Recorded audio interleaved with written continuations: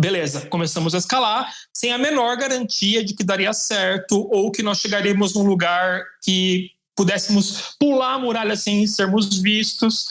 Assim, zero garantia. Assim foi. E eu tenso o caminho todo, assim... Vocês podem imaginar a palavra que eu daria aqui com alguma coisa na mão ali. Pode falar, não tem problema. O cu na mão. O cu na mão. E ok.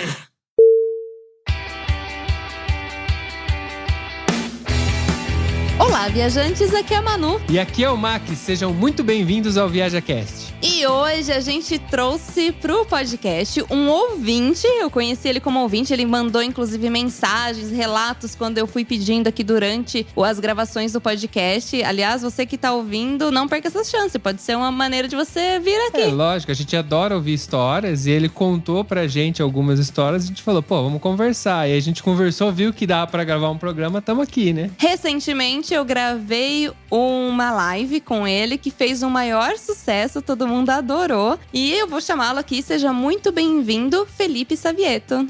Olá, Manu. Olá, Mac. Muito obrigado pelo esse convite, por esse privilégio de transitar entre essas categorias, né? É uma alegria estar aqui com vocês. Ah, que da hora. O Felipe, ele é psicólogo e ele veio aqui não só dar a visão dele como um profissional da área, mas também contar as histórias de viagem dele, o que ele passou, as experiências. Então, eu acho muito legal. Então, vamos transitar aí. Será que a viagem serve também como terapia? Vamos ver. Partiu? Partiu.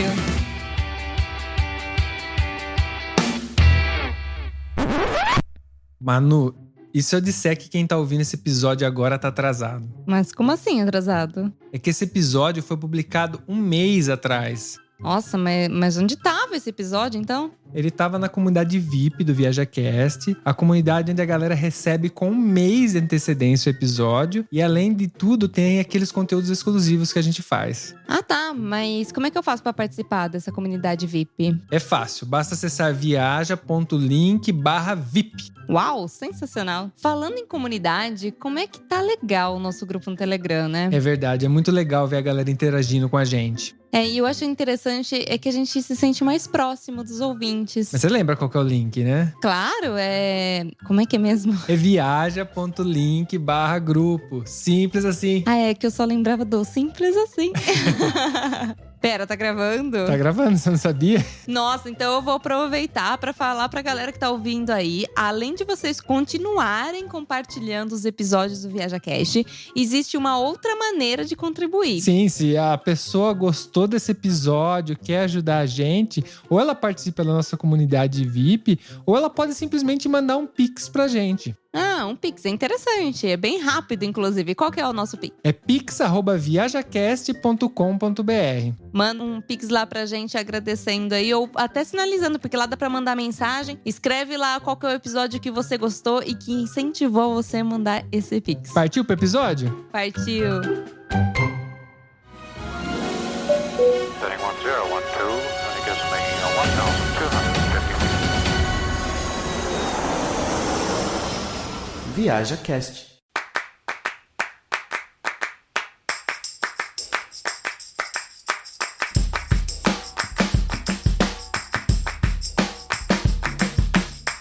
Felipe, eu adorei a live que a gente fez. Inclusive tá salva lá no nosso Instagram, no Mac e Manu. Pra quem não conhece, o link tá aqui embaixo. Sim, embaixo vai ter link de tudo que você imaginar. Tem todos os links, nosso, do Felipe e tudo mais. E a gente conversou um pouquinho sobre medo naquela live. Sim. Porém, depois a gente acabou conversando nos bastidores e você comentou de uma coisa que você tinha passado em Portugal, que eu achei muito interessante. Eu gostaria já de cara começar com essa história de, vamos ver, superação ou, como que eu posso falar, quebra de regras? Não sei. Completamente.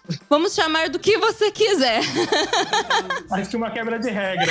E também, assim, o que você encontrou de significado pra tudo isso, porque eu sei que tem muito significado, isso que você fez. E vamos lá, sem mais delongas. Bom, o que eu te falei logo que a gente acabou a nossa live foi... Bom, primeiro você dividiu sobre o seu medo relacionado à altura. E eu falei assim, olha, eu tenho uma experiência um pouco parecida também com a altura. e que foi muito simbólica pra mim. E foi que eu invadi um castelo. Bom. Simples assim. Simples assim. Pra quem conhece a cidade de Sintra, que é bem próxima de Lisboa, existe o Castelo dos Mouros. E foi esse castelo que eu invadi pelas muralhas. Na ocasião, eu morava em Cascais, que também é ali perto. E eu morava com um londrino e uma norueguesa. Eles eram bem jovens, eu já assim, tinha mais de 30 anos. E eles tinham, assim, 19, 20 anos. E a gente combinou de fazer essa viagem para Cascais para conhecer alguns pontos turísticos. Quando nós chegamos no Castelo dos Mouros, eu ia lá pagar a entrada, tudo, e eles falaram assim pra mim: não, Felipe, você não vai pagar, a gente vai pular as muralhas do castelo. Como assim? Não, você é londrino e você é norueguesa, se acontecer alguma coisa, o guarda vai chegar, bater nas suas costas e falar assim: senhor James, não faça mais isso. Comigo, eu vou ser deportado, vai ser horrível. E eles: não, porque você vai.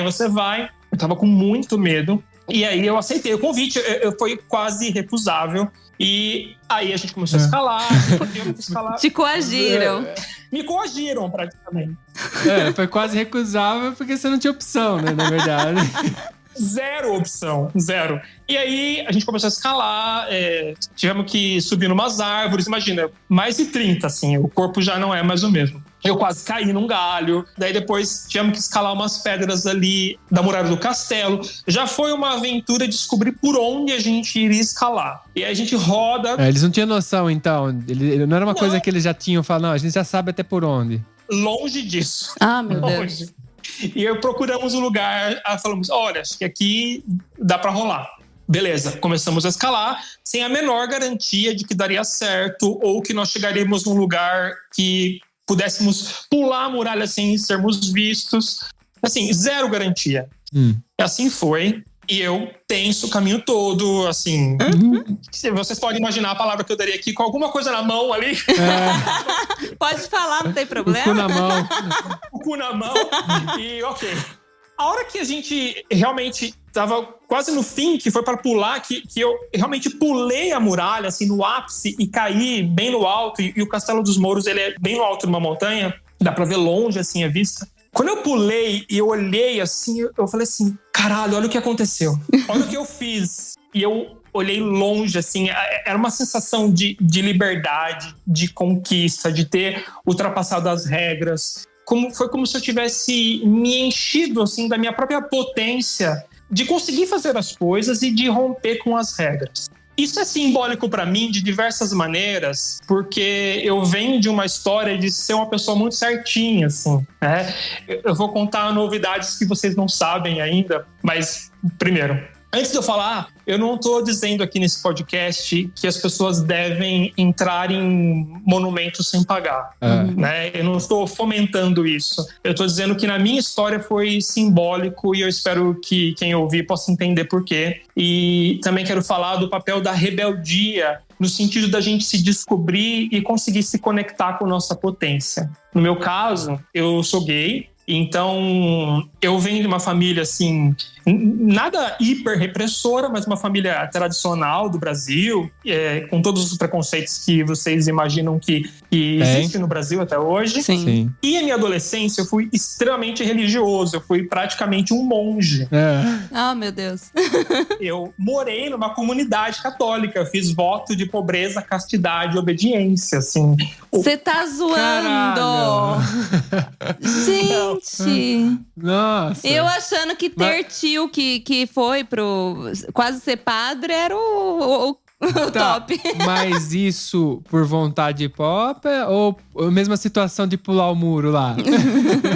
Eu acho que são vários fatores. Bom, eu fui morar nessa comunidade, fiz parte 6 anos e morei lá durante 3 anos. E usava roupa de franciscano mesmo. Gente! Não o dia inteiro, mas eu usava para dar palestra, fazer missão. Em várias ocasiões eu usava. E eu fui... Hoje, eu acredito que por uma conjunção de fatores. Com certeza, para me esconder em relação à questão da sexualidade, mas também porque eu realmente acreditava que aquilo era uma verdade, eu queria viver aquela experiência na época. Foi uma experiência muito boa pra mim. E também, talvez por rebeldia, porque meus pais eram completamente contra. Meus pais são nada religiosos e eu fui aquela pessoa que causou um transtorno na família.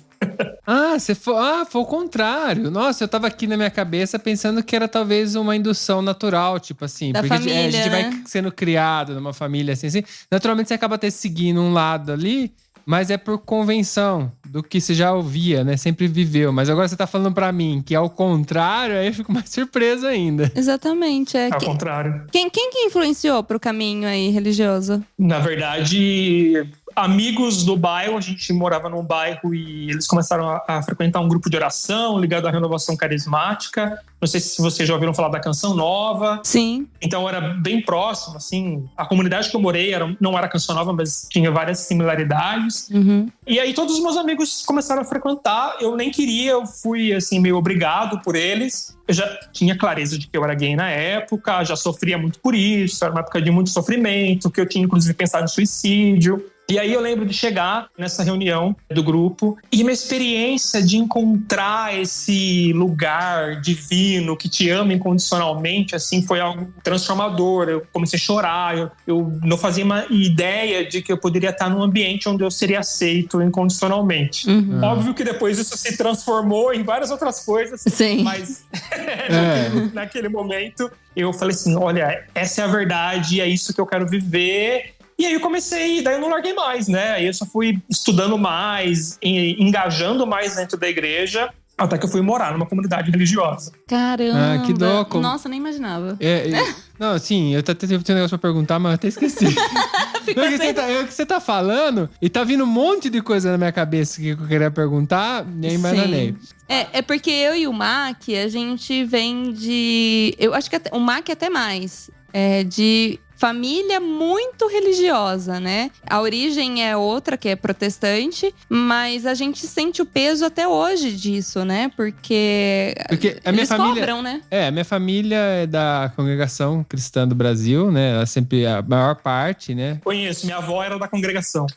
E acho que tem muita influência, por causa os italianos, era uma parte, veio muito acho que da Itália essa cultura, não tenho essa absoluta certeza. Só que desde pequeno eu fui uma criança do porquê. Sou uma criança chata do porquê. E aí eu me distanciei naturalmente da igreja porque ninguém me respondia o porquê das coisas, com clareza. Eu perguntava muitas coisas que me falavam, por exemplo, quando eu ia na igreja e falavam pra mim, aí eu perguntava por quê? Eu falava, porque é assim. Ou porque tá escrito. Mas porque tá escrito não era o suficiente. Eu sou aquela... Não, me explica direito, mas tá, e aí? E aí a hora começa a misturar, sei lá, coisas de crianças, mas dinossauro com Bíblia. E aí eu tinha coisas físicas que a Bíblia não explicava, ou ninguém me explicava direito. Então ficava um negócio que me afastou naturalmente. Eu não tinha vontade. E além da obrigação de todo domingo tem que estar lá no tal horário, era uma coisa meio que incomodava. Então eu me afastei bem cedo também. No seu caso, você foi o contrário, né? Você foi bem cedo pra isso.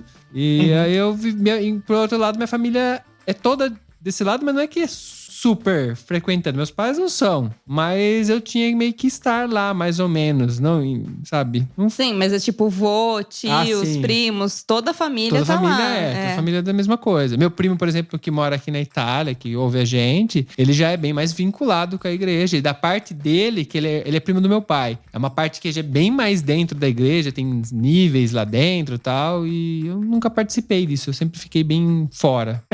Acho que a realidade não encaixava nesse formato de vida pra você. As perguntas que você fazia não encaixavam, né? Não, as respostas não eram suficientes, assim. Tipo, não bastava e aí me incomodava. Eu ia lá e me falava uma coisa, eu perguntava, ninguém me respondia, eu ficava mais incomodado do que satisfeito, né? Confortável com aquilo. Lembrando aqui, pessoal, quem tá ouvindo e é religioso, a gente não tem nada contra. A questão é que a gente tá contando como que a gente se sente e se sentiu, né? Durante o processo, né? A beleza disso isso é que eu transitei por várias religiões. Eu tive relacionamentos até com outras pessoas que tinham religião completamente diferente e eu transitei em todas. Eu não tenho preconceito. É até legal pra poder entender as pessoas, né? Você vai, você vê o que ela pensa, o que ela age, o que ela acredita, que é a mágica que tem essa parte que mistura com a viagem, né? Que a gente também viaja por esse sentido, por conhecer as pessoas, lugares novos, culturas novas. Exatamente.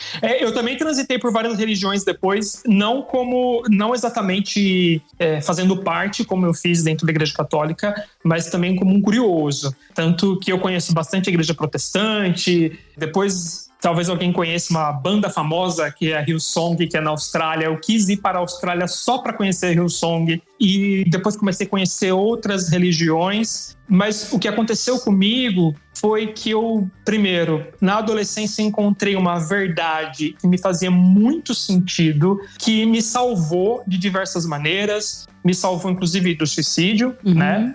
Mas ao mesmo tempo, ela não encaixava na minha experiência de vida, ela não encaixava na minha homossexualidade. E aí eu tive que fazer um movimento de abrir mão de algo extremamente precioso, porque ou eu mantinha essa verdade, me anulava completamente, ou eu desconstruía. Então eu tive que quebrar algo de muita preciosidade na minha experiência, para poder se encontrar comigo e me aceitar. Foi muito desafiador e daí, como parte desse processo, fui me abrindo para ouvir outras experiências religiosas, para ouvir gente do budismo, da Umbanda, do protestantismo. E hoje eu não me considero... Hoje eu não sou ligado a nenhuma espiritualidade. Eu nem sei definir exatamente o que eu acredito. Eu costumo dizer que o que existe, existe independente do que eu penso sobre isso. Exatamente, eu também. É bom. Então eu sigo investigando e ouvindo as experiências. E estou muito confortável nesse lugar. Mas só para linkar com a história do castelo, porque pode não fazer sentido aonde a gente O pessoal tá... Por que ele falou isso? Pular a muralha do castelo foi, de alguma maneira, um ato de rebeldia contra as regras, contra os meus limites. E eu fui uma pessoa que tentou se enquadrar nesses limites. Então eu nunca tomei um porre. Na vida, até hoje, eu nunca tomei um porre, mas eu não me orgulho disso, assim. Eu queria ter tido um porre. Peraí. Eu não me orgulho, é ótimo. Eu não me orgulho de não ter tomado. Eu tenho que ter tomado. Podia ter tido um porre. Eu vou te apresentar o Gin Tônica. A gente pode conversar sentados numa mesa. Isso a gente pode ajudar. Se precisar, a gente ajuda, tá? Podemos. E aí, acho que foi o primeiro ato, assim, simbólico de uma grande rebeldia. Por isso que eu falo, eu não estou endossando que as pessoas invadam castelos sem pagar. Acho que precisa ser pago. Mas talvez algumas realidades da nossa experiência, elas só vão chegar até nós através da rebeldia. Hoje não faz sentido eu ir lá num castelo, não preciso mais pular a muralha de um castelo. Mas o Felipe, que fez isso, precisava.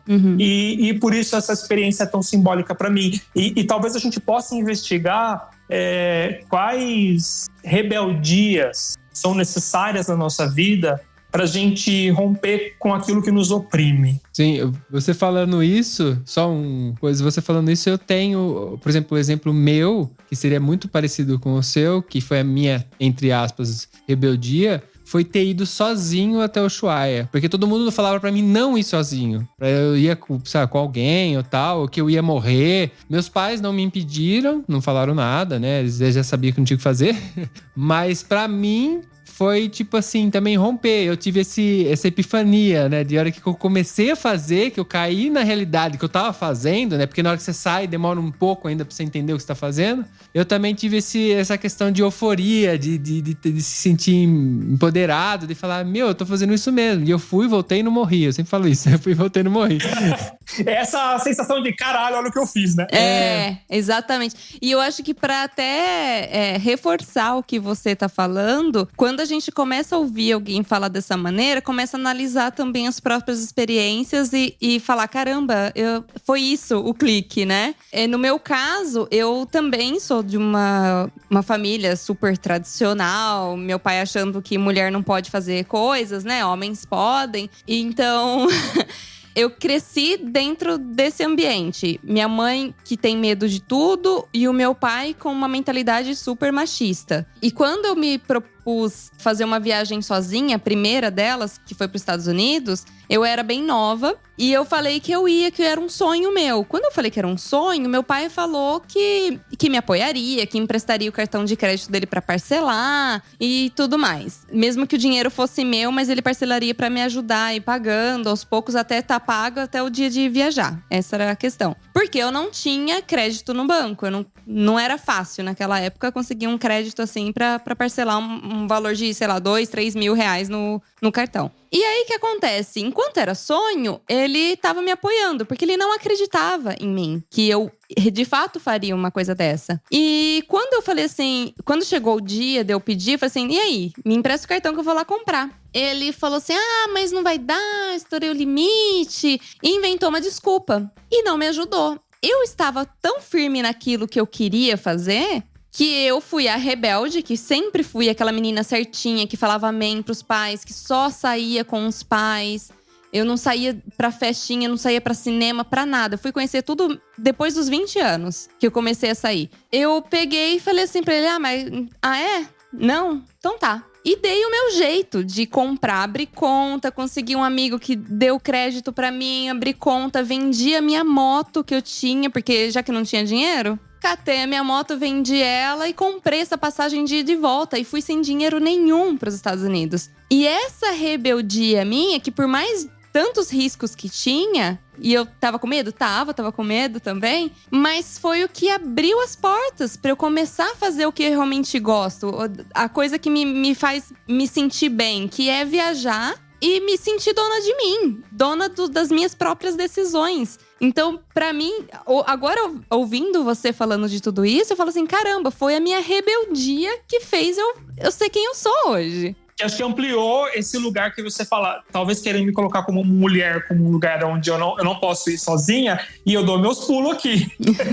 Porque no fundo, se você tem vontade mesmo de fazer alguma coisa, lógico que depende diretamente de você, e se você tem, você pode romper qualquer barreira pra fazer, não existe o impossível, existe o que não foi feito, né? E aí a galera tem que correr atrás, né? Cada um corre… Eu entendo que sempre uma briga psicológica. Todas as viagens que eu fiz, eu aprendi que eu sempre tava brigando comigo mesmo. Nada tava acontecendo errado, eu tava brigando com a minha cabeça em convencer eu mesmo que eu podia fazer, de que eu não ia acontecer nada, ou que eu, sabe? Então era sempre uma briga constante com o meu próprio psicológico. As pessoas têm essa dificuldade, tenho medo, por exemplo. Eu tenho medo das coisas que eu faço. Às vezes as pessoas dizem, a gente foi pra lá, a gente subiu montanha, a gente tal, o Max é aventureiro. Não é que eu não tenha medo, é que eu desafio ele, né? Eu vou pra cima dele e supero ele. Então são detalhes que às vezes faz você executar ou não alguma coisa. Eu super acredito nisso, porque eu acho que é uma briga psicológica no sentido de uma briga com a nossa visão de mundo. E às vezes a gente passa muito tempo, porque a gente tem uma visão da nossa identidade. E eu tinha uma visão de identidade de que eu precisava ser certinho, correto.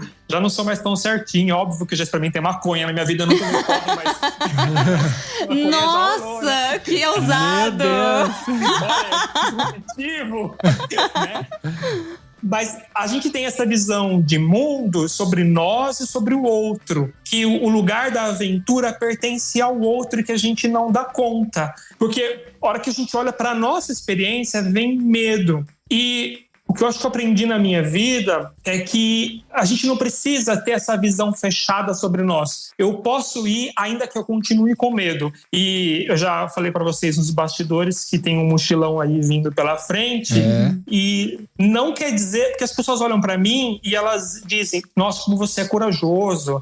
Como que você consegue fazer isso? Dormir na casa de estranhos de couchsurf? Eu não me acho super destemido. Eu continuo com medo, eu continuo com todas as inseguranças, mas eu vou carregando elas. Sim. Eu acho que a gente coloca muito como super-herói essas pessoas que fazem coisas que a gente não faz, ou não costuma fazer. Então, e um super-herói normalmente tá muito longe da gente, né? Pobres mortais, né? E eu acho que entender que o outro também é um ser humano como nós e que em algum momento teve o ponto de partida pra ele também, faz a gente repensar nisso e pensar, falar, caramba, por que não? Eu também posso tentar. a gente só sabe tentando as coisas, né? E eu acho muito interessante porque depois que a gente começou a fazer o ViajaCast, principalmente, a gente tem recebido relatos de pessoas que falam que a gente acabou encorajando elas com as histórias. Eu, inclusive. Com as histórias das pessoas, porque cada um tem a sua história, teve um meio pra chegar lá. Chegou ou muito novo, ou muito com uma idade muito mais avançada, e nem por isso foi um impedimento, né? Sim. E Tá aí a coroa mochileira, né? Exatamente. Pra tapar a boca de todo mundo. E a partir desse ponto de quebra, né? Dessa ruptura que falou assim, não, agora eu vou fazer. Que é o momento que você toma a decisão e você faz realmente, quando você volta renovado, né? Com as forças renovadas. E eu acho muito interessante que aí que vem o tema até desse episódio que a gente tá conversando até agora, que é a viagem como terapia mesmo. Que, lógico, não substitui uma terapia profissional, tal.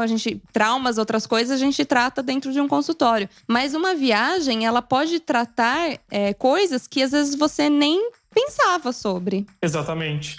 Porque a viagem, ela é a possibilidade do novo. E não só o novo do lugar que a gente se destina, mas o novo dentro de nós. E por isso que é perigoso a gente achar que nós precisamos ter determinados elementos na nossa personalidade para ir, porque esses elementos eles vão chegar a hora que a gente parte. Eles não vão chegar de antemão, né? Sim, não é uma coisa que você compra e coloca na mochila, né?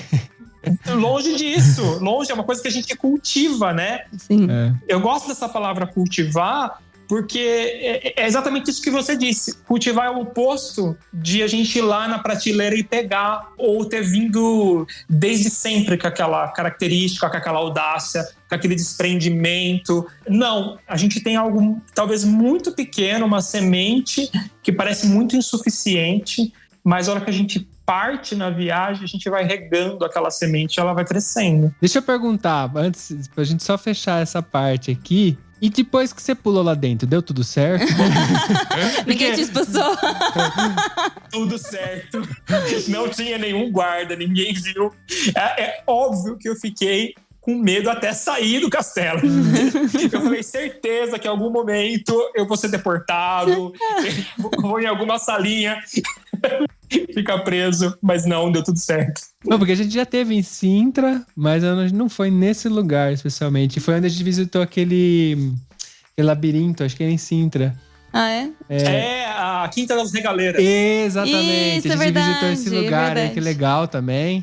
É lindo. Que é o castelo, entre borboletas, do cara lá que ele construiu. É privado. O cara era brasileiro. E o cara era brasileiro. Não sabia. Tá escrito lá, você vê lá dentro, ele era brasileiro. Dos donos, né? Porque foi passando, né? O pessoal foi lá e comprou. Olha a pessoa que não leu as placas. Ah, você já foi lá também? Eu fui, mas eu não lembro de ter lido que era brasileiro. Não, mas é porque aquilo foi vendido várias vezes, né? Mas a gente viu que um dos donos foi um brasileiro e, bom, enfim. Mas acho que ele nem falava português, porque ele nasceu no Brasil, mas depois foi pra lá. Eu não lembro muito bem da história. Mas ficou marcado porque a gente ficou nós dois assim, nossa, ele é brasileiro. Você que é brasileiro?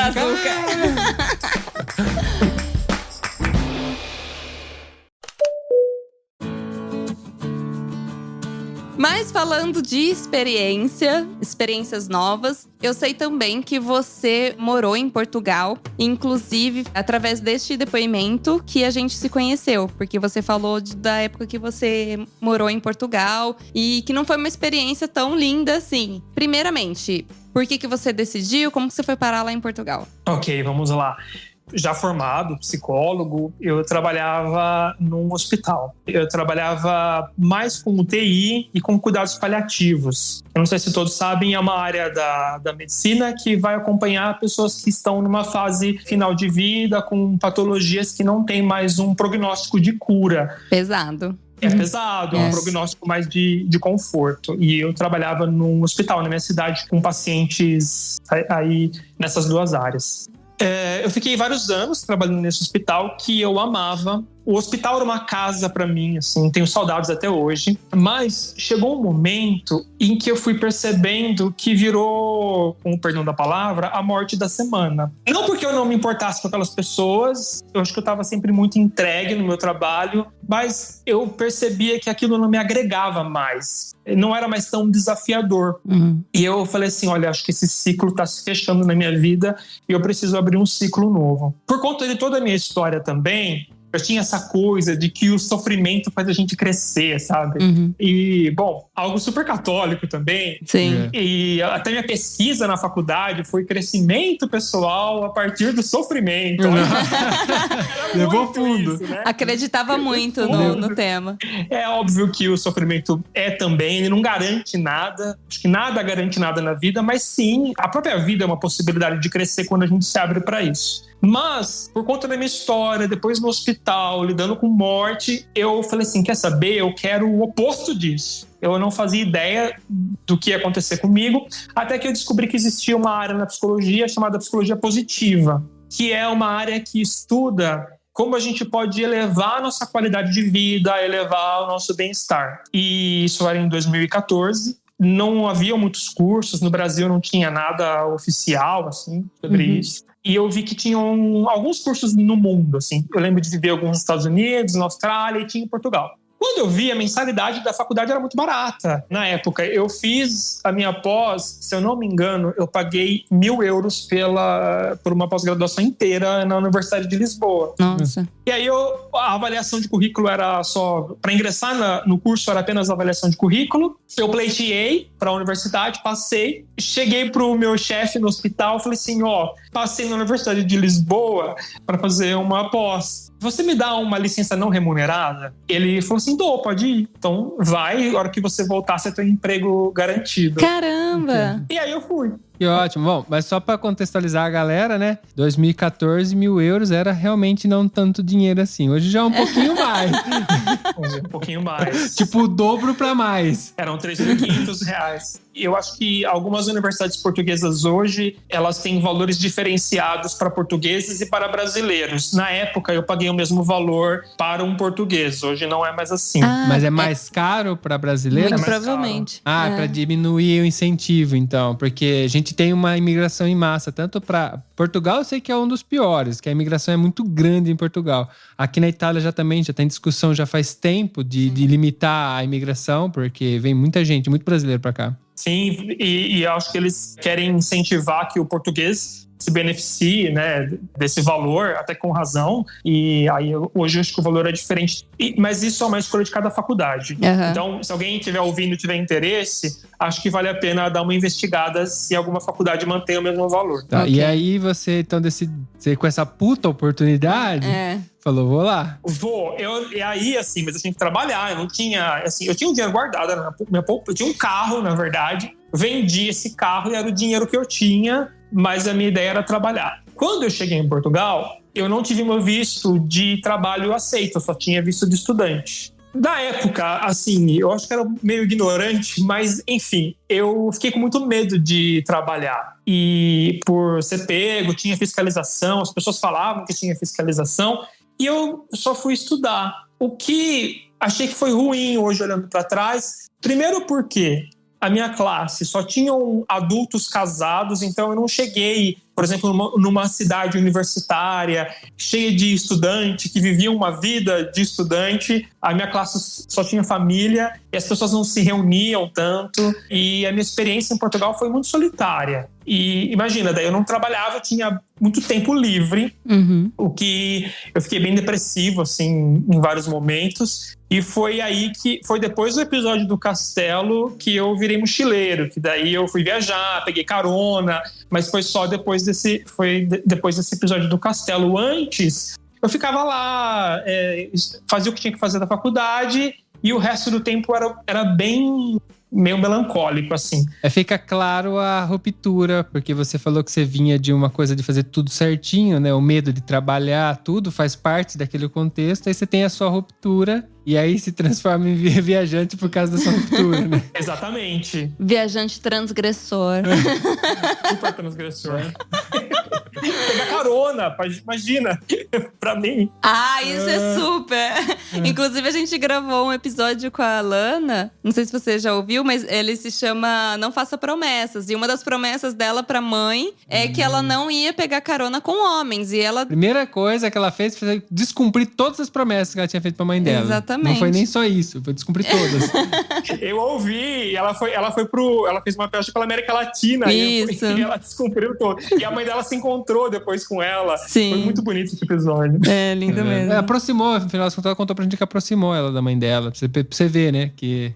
Como é? Nem sempre o transgredir vai te afastar das pessoas. Não mesmo. Eu tenho uma história parecida, porque depois a minha mãe se encontrou comigo em Amsterdã. Ah! E fumou maconha junto.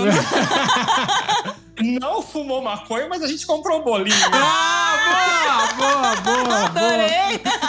Pera, então vai, vamos contar do início da história. Não, a história não é tão legal assim, mas… Só a partir do bolinho.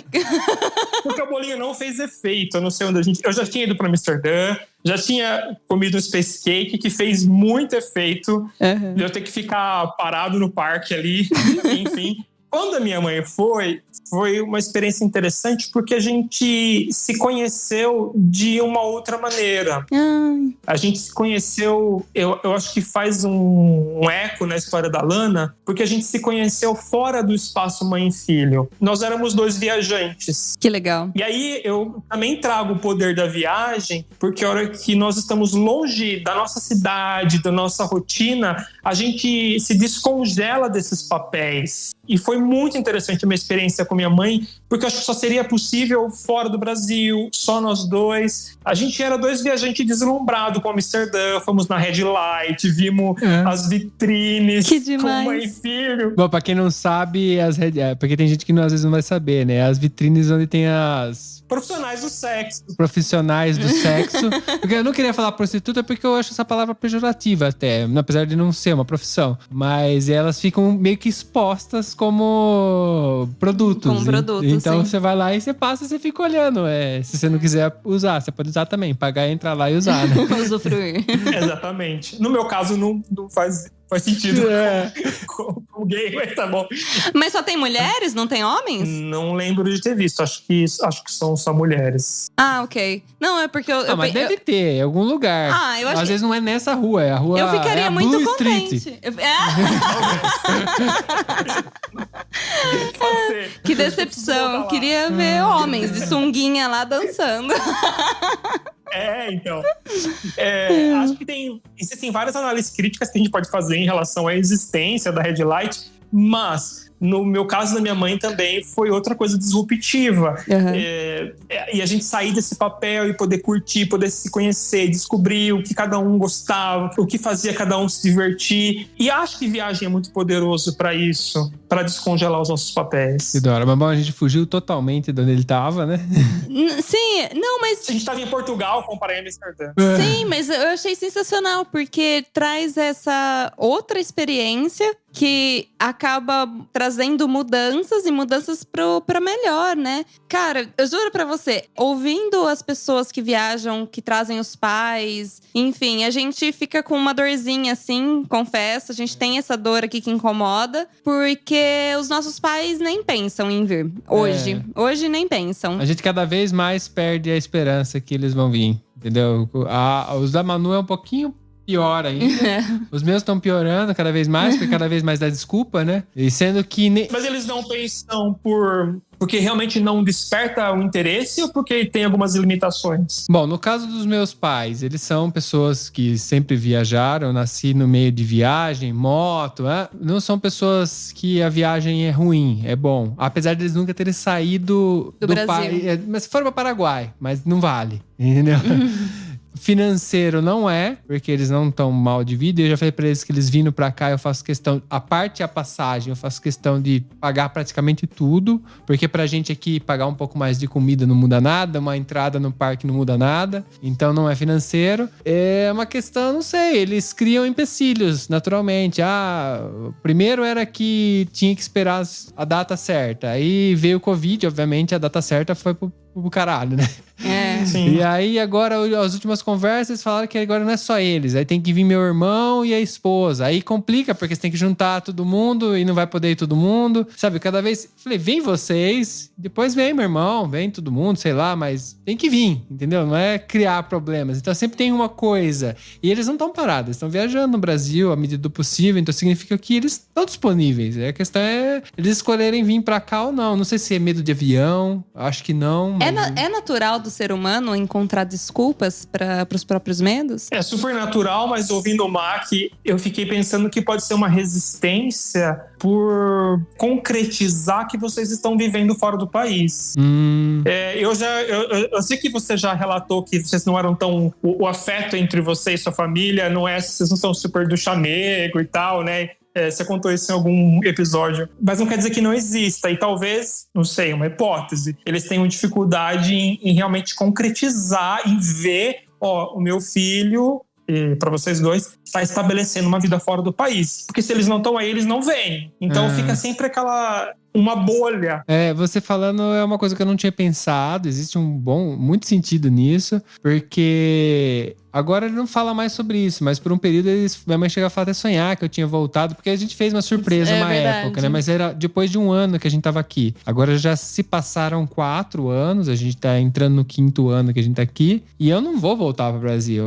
Nosso objetivo aqui é o último... Não é que eu não gosto do Brasil. Adoro o Brasil, acho muito bonito, lugar maravilhoso, viajei muito pelo Brasil, mas a vida que a gente tem aqui, tipo, se eu quero conhecer o mundo e tal, mas na hora que eu acabar esse mochilão, eu não volto pro Brasil, eu volto pra cá, entendeu? Ou eu volto pra qualquer país da Europa que eu possa viver, porque eu tenho passaporte italiano. E é isso. Então, talvez você falando isso, realmente tem essa lógica que bate, sabe? Pode ser que eles chegando aqui, eles sabem, é verdade, ele não vai voltar mais, né? A gente não vai, se a gente não vier aqui, não volta mais. Então, eu gostei do que você falou, porque eu não tinha pensado por esse lado. Quando eu fui morar na comunidade, que eu contei, o meu pai falou isso pra mim. Ele falou assim, eu nunca vou lá te visitar. E ele nunca foi. Mas o dia que você quiser sair, eu vou te buscar. Nossa. E foi exatamente o que aconteceu. Ele foi me buscar o dia que eu falei que ia sair. Então, talvez para o meu pai não ir me visitar uma maneira de negar essa realidade. Meu filho, eu não quero entrar em contato com esse universo que meu filho escolheu. E me parece que tem algumas similaridades aí. Sim, agora você falando também. Nossa, faz total sentido, inclusive pros meus. Total. Sim. Os meus pais, eles costumam negar bastante a realidade, então eu acho que faz sentido, inclusive, no caso deles, de não quererem ver e não...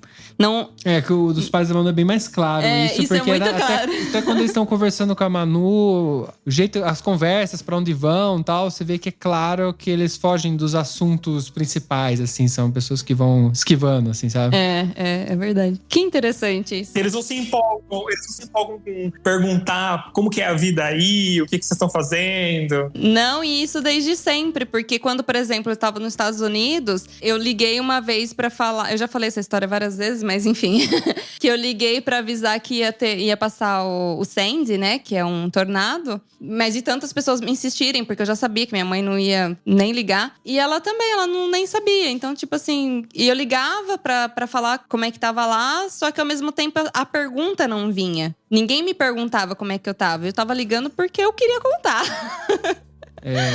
Então, tem muito isso. O assunto não é esse. Por exemplo, no caso da Manu, quando ela fala com os pais dela, o assunto é o que tá acontecendo lá, com a família dela lá. Eles nunca dão a retórica de perguntar como tá aqui, pra saber se fala bem suave. Os meus ainda... Minha mãe sempre pergunta, tal. Ela acompanha o Instagram, ouve alguns podcasts, ela deve ouvir também. Sim. Mas eu sinto que tem hora que a gente fala... Ultimamente até tá piorando. A gente falou ultimamente... A última vez que a gente falou sobre isso, meio que deu a impressão que mudaram de assunto. Não sabia nem pra onde correr, sabe? Não sabia pra onde correr. Fugiram. Então a gente fica na esperança, porque lógico, eu gostaria de apresentar esse mundo pra eles, né? Mostrar o que tem aqui. Não é nada demais, mas mostrar que existe uma vida aqui e uma vida diferente. Compartilhar a vida de vocês. Sim. Mas o que eu acho que é interessante mudar o pensamento é que pode parecer a atitude deles como um completo desinteresse por vocês. E não acho que seja. Eu acho que é um desinteresse por esse universo, porque eles não validam esse universo como algo que vocês têm que fazer parte. eles querem que você faça parte do universo aqui no Brasil. Então é um interesse por vocês, mas desde que vocês renunciem a essa escolha de vida, né? Então acho que vai ficar difícil. Vamos continuar lá no Brasil, a gente aqui. Eu acho que no final do podcast o Felipe vai passar a conta pra gente depositar, né? Pela terapia que Pela ele tá terapia. fazendo. Familiar. Mas vocês já foram claros, assim, do tipo, queremos que vocês venham tal data, assim, sabe? Sem ficar meio, vamos marcar de marcar, igual a gente faz com um amigo. Marcar de marcar. Não, de falar uma tal data, não, porque eu nunca me senti ao ponto de definir a agenda deles. Mas eu falei pra eles que eu queria que eles viessem, preferia que eles viessem, por exemplo, no inverno, pra eles verem uma coisa diferente. Apesar de minha mãe ter muito frio e tal, eu falei, mas você tem que vir aqui numa época que não é igual no Brasil, né? Se Porque for você vê quanta coisas data, diferentes. você falou isso. Falei isso, mas eu falei assim, ó, você tem que vir em agosto desse ano, entendeu? Então, tipo… Até porque eu não consigo encaixar isso na conversa. Deixa eu falar pra você tem que vir tal dia. Já comprei a passagem. E eu não consigo fazer uma coisa que eu não admito que as pessoas façam comigo. Que é de falar, olha, amanhã você vai jantar em casa. Eu falei, não, você me convida, eu falo se aceita ou não. Concordo. Eu não admito isso que as pessoas façam comigo. Que elas definam que eu tenho que fazer da minha própria vida. Então eu não me vejo no direito de fazer isso com eles também. Mas talvez, vamos imaginar que vocês vão fazer uma celebração de 4 anos de namoro ou de 4 anos que vocês estão aí na Itália, qualquer coisa, e vocês falam, olha, 15 de outubro vamos fazer tal coisa, a gente adoraria que vocês estivessem, vai acontecer independentemente de vocês estarem aqui, então se planejem, serão muito bem-vindos se estiverem. Acho que é uma maneira de não ficar tão na fantasia, sabe? Sim. Interessante. A gente pode inventar alguma coisa só pra resolver esse problema. Quem sabe? A gente inventa. A gente renova os nossos votos. Renova votos na Capadócia, assim, no balão. Adoro. Eu acho que é uma maneira deles irem não pela Europa e nem pela Itália, mas por vocês. A gente desviar o assunto, né? Porque você falou, se eles têm medo de concretizar isso, se a gente desvia essa coisa, ele não vai estar na cabeça concretizando isso. Ele tá simplesmente cumprindo, lá ver e tal, a gente vai participar de um evento e tal. Tipo, aceitando um convite. Ele vai ter aquele sentimento que ele não quer ter, que você tá falando que é muito, muito lógico. Exatamente. Vamos lá. Então, depois dessa terapia… Não, mas aí beleza. Vamos lá. A gente tava em Portugal, aí você começou… Deixa eu tentar chegar lá.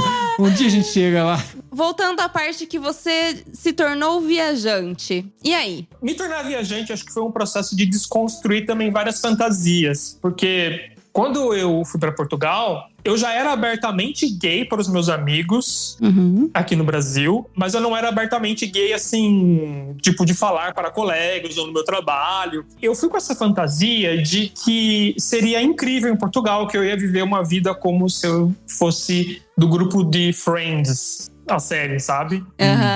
Sim. E não foi nada disso. Foi o oposto disso, eu me senti mais solitário, então eu não construí assim, eu tenho amigos muito queridos em Portugal, mas não era essa amizade friends, tipo, vamos viajar à Europa juntos. Então eu tive que também desconstruir essa expectativa e perceber que eu era uma boa companhia para mim mesmo. Boa. Isso é bom. Para poder viajar. Acho que na época ainda tinha sérias limitações em relação a me abrir.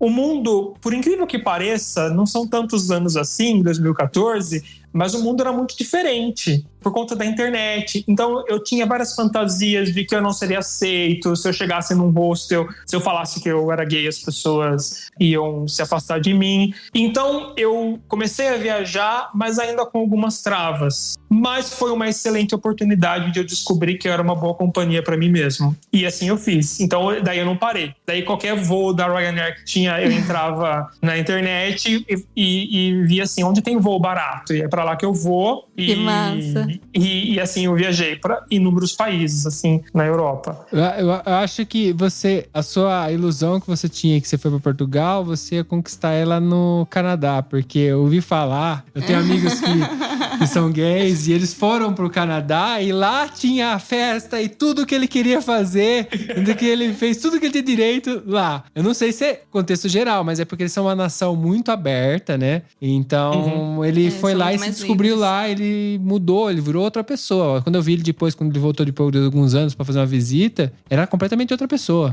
Então, assim como eu falo de comida, que se você não gostou, você comeu errado, então você viajou errado.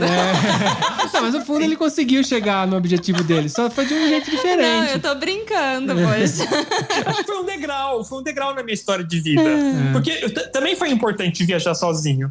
E talvez não seja porque Portugal não tinha as festas do Canadá, mas porque eu também não estava aberto. Sim, sim. De repente tem uma comunidade super forte e você só não encontrou ela. Não achei, e por resistências inconscientes, fugi daquilo. De fato, sim. E quis viajar sozinho, como aconteceu. Acho que tiveram várias experiências, inclusive também para desmistificar a ideia de que viajar precisa ser uma coisa sempre incrível. Eu não acho que viajar precisa ser sempre incrível. Na minha experiência de vida, o extraordinário, ele acontece meio que sem a gente colocar muita exigência naquela experiência. Eu lembro quando eu cheguei em Veneza, e vocês moram aí perto, já devem ter ido algumas vezes. Veneza tem todo um estereótipo de um passeio de casal. Sim, que é romântica. Super romântico, tá numa gôndola. Eu fiquei extremamente depressivo em Veneza. Por quê? Porque eu congelei a cidade como sendo uma cidade para casal. E eu não me encaixava naquela cidade. Eu não conseguia ver outra coisa. Eu não conseguia nem descongelar a minha rigidez e arrumar um peguete em Veneza. Sim. E lá, né? Seria alguma coisa já? Que você já ia resolver o seu problema. Agora virou de casal. Exatamente. Sabe, vou arrumar um casal aqui e depois desfaz o casal. Não conseguia e nem descongelar a cidade como sendo uma cidade de casal. Sim. E aí chegou, já tinha andado a cidade inteira, triste, não foi incrível. E eu peguei um vaporeto lá para uma ilha, que era uma ilha residencial, porque eu queria ver o mar, queria ver mar aberto. Eu tava hoje olhando para trás, eu acho que eu precisava de espaço mesmo. Espaço dentro de mim, espaço para ver a cidade com outros olhares. E aí eu falei assim, eu preciso ver mar aberto. E eu vi no mapa que tinha uma ilha, que era residencial, que dava para mar aberto. Eu peguei o vaporeto, fui pra lá, que não é nada turístico, era assim, casas e crianças brincando no parquinho, assim, nada. Mas foi o que me acalmou, essa sensação de espaço. Então, hoje, olhando pra trás, ainda que não tenha sido incrível, acho que todas essas experiências de viagem, elas me ensinaram muito sobre que a viagem não precisa ser tão extraordinária. Ela é aquilo que a gente tá precisando no momento também. Sim. Até porque Veneza, que você falou, ela tem essa figura romântica, mas ela tem uma arquitetura totalmente diferente. E isso não é... Se você observar a arquitetura, não é romantismo. É questão de você ver, entender a história dela, porque ela é assim, e é uma visão que dá pra você ter estando lá. Então, esse congelamento seu faz você não aproveitar esse lado, às vezes, né? Tipo, você poder estar deslumbrado como é feito, como funciona, porque tem uma estrutura totalmente diferente. É uma cidade inundada por água, né? Então, é um negócio diferente, não é uma coisa comum. Fui incapaz de ver isso. Incapaz. A gente teve uma experiência bem legal em Veneza, porque a gente foi num período que tinha acabado de abrir aqui durante a pandemia ainda, né? Que fez uma abertura o ano passado, a gente foi. E a gente ficou uma semana inteira lá em Veneza. A gente não saiu de lá. E nós ficamos hospedados nessa ilha residencial que você tá falando aí. É Lido, acho que chama a ilha. Lido é toda a praia. Na verdade, é toda a praia.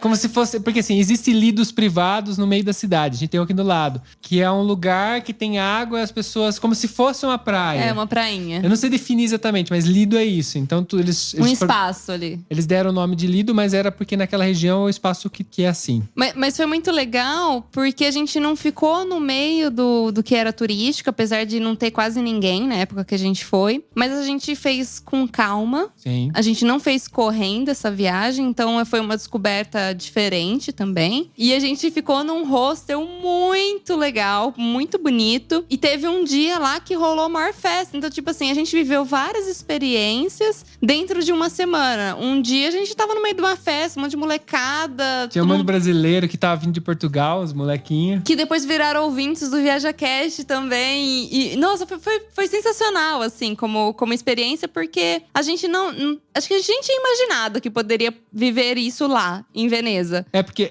Veneza, assim como todo mundo conhece, é um pedaço daquela área. Aí depois tem Murano, Burano, Torcello, se eu não me engano, que é assim que fala. Que é Murano é por causa dos vidros. Então é conhecido por fabricar vidros, pés de vidro. Isso que imaginar em vidro. Tem esse lado que a gente ficou que é urbano. É para as pessoas que moram lá. Então é uma visão diferente. A pessoa que mora ali, ela vai trabalhar lá no centro, no comércio. Então é tão rico que a gente teve muita sorte. Porque a gente saiu da primeira abertura e tava vazio. E mesmo assim teve a festa da cidade e tudo, que eles criam uma ponte que você passa a pé por cima do rio. Nessa parte urbana é meio longinho, né? É o único período do ano que eles constroem essa ponte, porque é o dia do padroeiro de Veneza. E aí tem até fogos, tudo não teve nesse ano por conta do Covid. Pra atrair muita gente. Pra não ter aglomeração. Mas eles construíram mesmo assim essa ponte flutuante. Então é o único dia que você consegue atravessar pra lá e pra cá sem pagar. É, porque a igreja onde era a comemoração era na parte urbana onde a gente tava. Então as pessoas podem sair do centro de Veneza e ir a pé até a igreja por cima dessa ponte. Foi uma experiência muito da hora. Incrível. Incrível. E aí vocês vão conhecendo uma Veneza que é cotidiana, né? Sim. É como se vocês vão conhecendo por dentro, né? E não o estereótipo. Sim. Não, realmente. Apesar que a gente visitou os pontos turísticos, obviamente, né? Óbvio, mas eu acho que a gente fez tranquilos. A gente não fez questão de, por exemplo, andar na gôndola. A gente não fez a gôndola. Sei lá, eu acho que a gente tira essa obrigação de cumprir com os checks, sabe? Do tipo, subir na gôndola e tirar uma foto. O que mais? Subir na Torre Eiffel, por exemplo.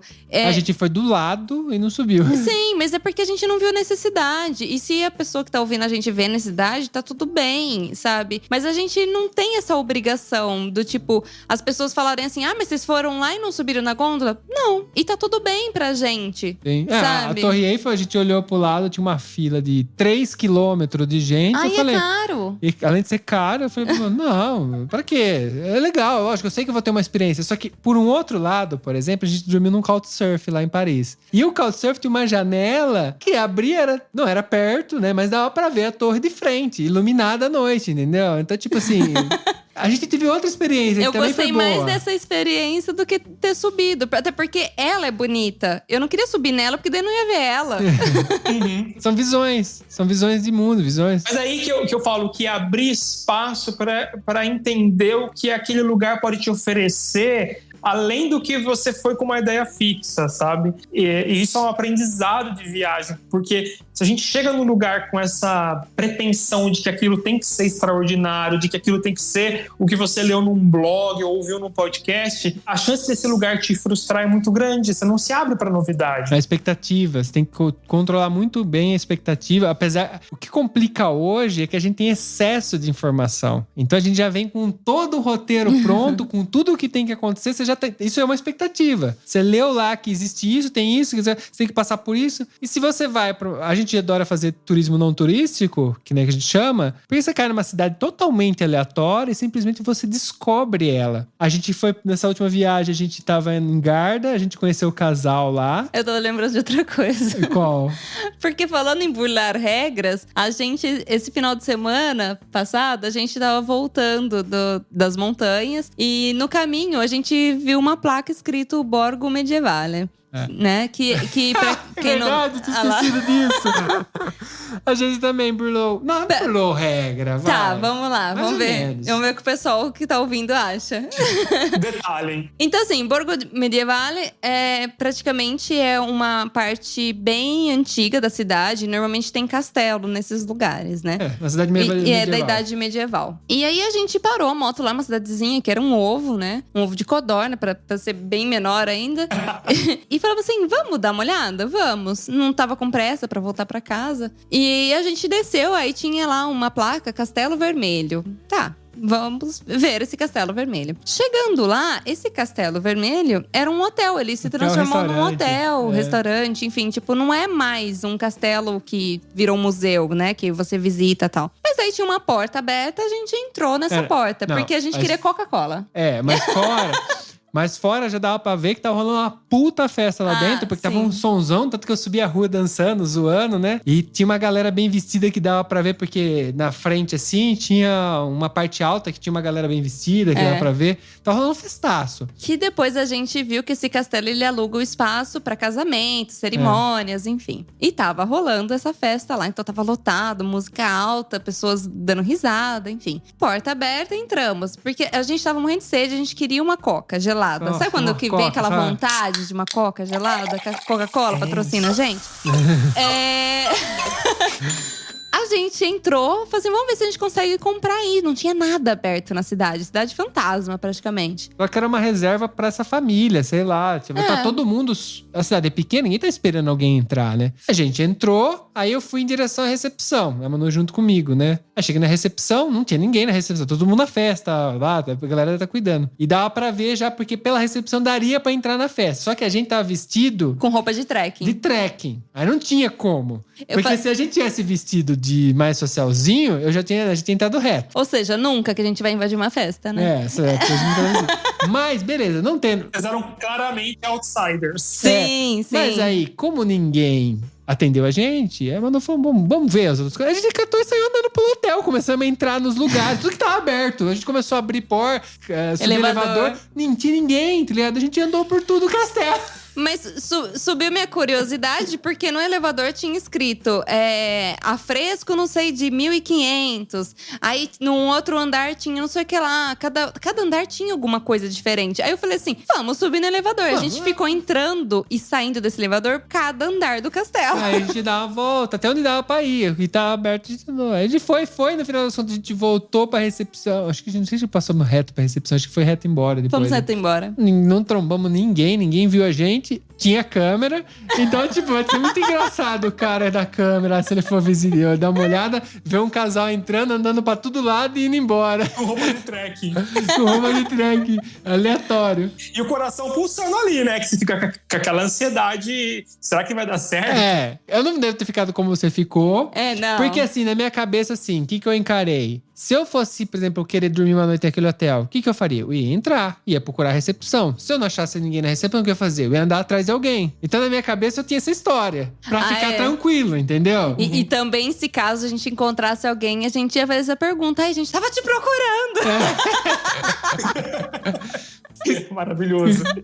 Mas aí que eu acho interessante, porque a gente tava falando antes de vocês contarem essa história, que a gente vive num mundo cheio de informação e que talvez a gente não se surpreenda mais quando a gente chega num lugar.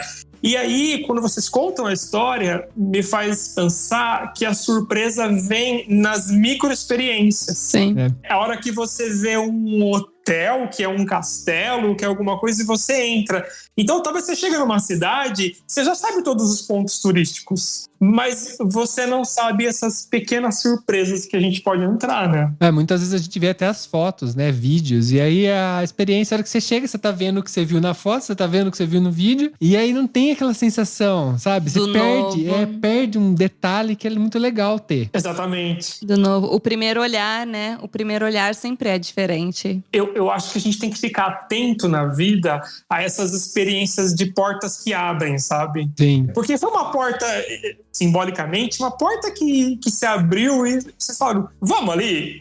Vamos. E aí vira uma história, né? Inclusive, depois que a gente saiu, a gente deu muita risada, tudo, né? Eles não foram pegos. Não, nem ninguém viram, viu a nem gente, viu. ninguém viu. Uma das coisas que a gente conversou depois foi, nossa, como eu queria estar com uma roupa… melhorzinha. Social, porque eu queria ter entrado no meio da festa e ia cumprimentar todo mundo, falar, que legal, você viu? Parabéns pro cara lá que tá fazendo aniversário, tá casando, sei lá, sabe? Fazer tipo um impostor, porque a gente não tava fazendo nada de errado, no final das contas. Porque eu falei pra você, se eu tivesse entrado pensando em reservar o hotel, eu ia fazer exatamente o que eu fiz. Entrar e procurar alguém. A questão é que às vezes, depende de como você encara a história, ela se torna errado, né? No meu pensar, eu não tava fazendo nada errado. E ainda a gente foi atrás do castelo, tudo, a gente tava com… Como a gente tava na montanha, a gente tava com segunda pele e tal, e na montanha tava frio. Tava 6 graus na montanha. Na hora que a gente desceu, tava calor, e a gente tava com aquela segunda pele incomodando. Aí a gente deu a volta no castelo, ainda atrás da festa, achamos um negócio de mato lá, tiramos a roupa no meio da rua, tiramos a segunda pele… Aí eu ainda fiz uma cabaninha pra Manu, falei, se passar alguém, pelo menos eu tô dando uma protegida aqui. E saiu dando risada, caminhando. Ninguém viu, não deu nada. Não fizemos nada errado. Vocês iam fechar a festa e até de madrugada, assim, ficar... Os últimos vão embora ainda. Sim, mas depois que você entra e você fez amizade, acabou. Não tem mais motivo. O Mac até brincou, porque ele falou assim, normalmente quando você fala a verdade, as pessoas não acreditam. Eu ia falar, porque eu falei pra você, a gente entra, alguém vem perguntar pra gente e fala, não, a porta tava aberta, eu entrei. E você fala com um tom de deboche, ironia, de deboche. A pessoa vai olhar pra sua cara, vai ficar meio assim... Vai dar risada e vai... não fez isso, né? Você é amigo do convidado, né? Claro que são amigos do convidado. É óbvio, jamais. Quem faria isso?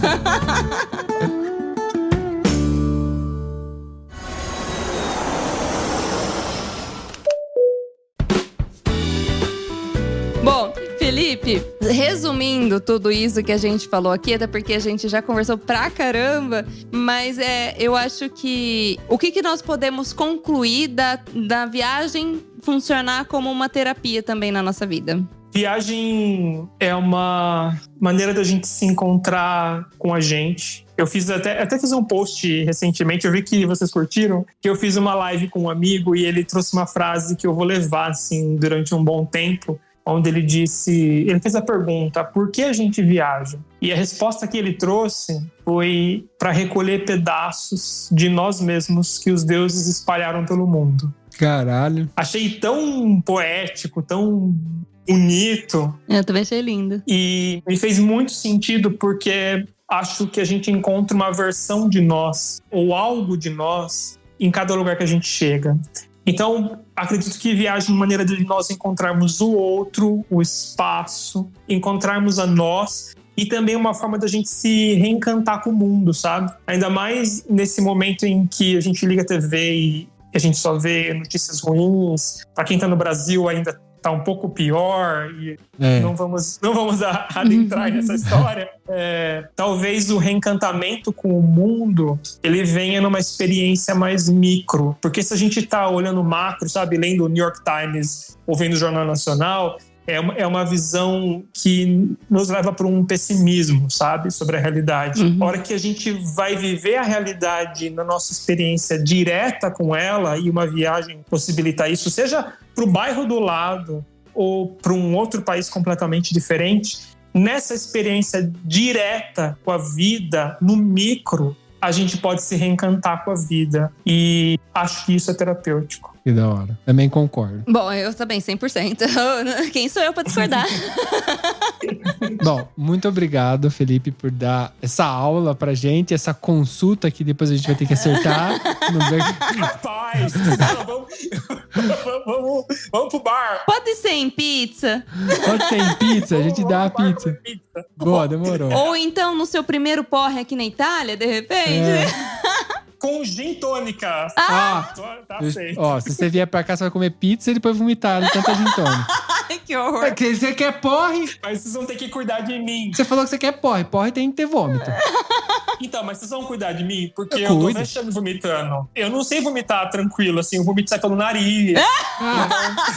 Então, vocês vão ter que cuidar de mim. Não sendo dentro de casa, pode ser. Ou se for dentro de casa, que seja na ducha, embaixo da ducha, tranquilo. Não vamos fazer sujeira na casa. A gente nunca se viu presencialmente, daí a primeira vez já dá uma dessa. Já começa assim. Tá bom, a gente tá começando no dia de pizza e a gente vai no segundo dia, que aí já não vai ser a primeira vez. A gente vai pela segunda vez.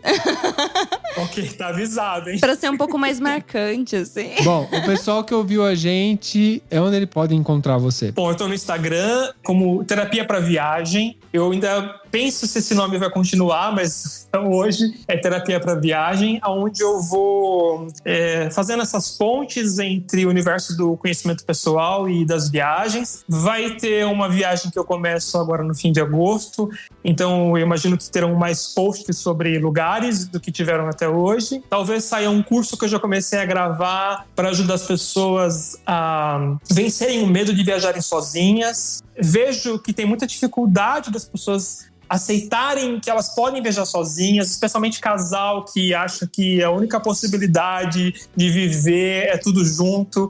e dá pra gente superar essa rigidez também. Então, o curso eu quero falar sobre o poder de a gente viajar sozinho, mas tá lá no Instagram, Terapia pra Viagem. Bom, os links vão estar aqui embaixo na descrição, como sempre. Então, se você tá com preguiça de escrever, você só pode clicar. É mais fácil. Muito obrigada, viu, Felipe? Muito, muito, muito obrigada por ter vindo e ter compartilhado um pouco das suas histórias com a gente. Eu que agradeço. Eu sou fã de vocês individualmente enquanto casal e é uma alegria ter participado. Obrigado. Temos um programa? Temos um programa. Tchau, tchau, galera. Um beijo. Tchau, tchau.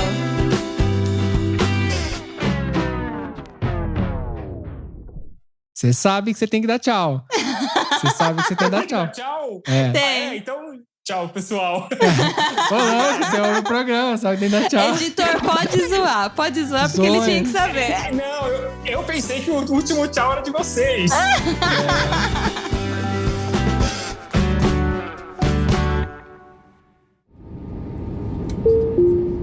Eu tenho certeza que você lembrou de alguém ouvindo esse episódio, então compartilhe agora mesmo com essa pessoa. Assim mantemos essa conexão entre nós, viajantes. Este podcast foi editado por Play Áudios.